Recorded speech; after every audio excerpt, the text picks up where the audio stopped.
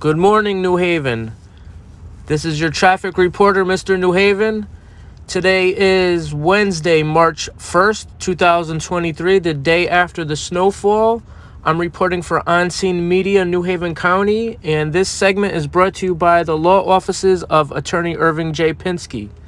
And I just want to tell you, really be careful today. It's really slippery and it's really icy out there. It's like they say, it's the black ice. It's very patchy. Some places might just be wet. Some places look slick and it's icy. I just want to say everyone is driving slowly today. That's the good thing. School's back in session.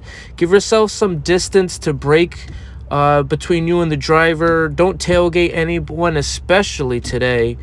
And if you just drive slow and carefully and be aware of the street in front of you, you'll be all right. Drive safe traffic report. Have a wonderful day.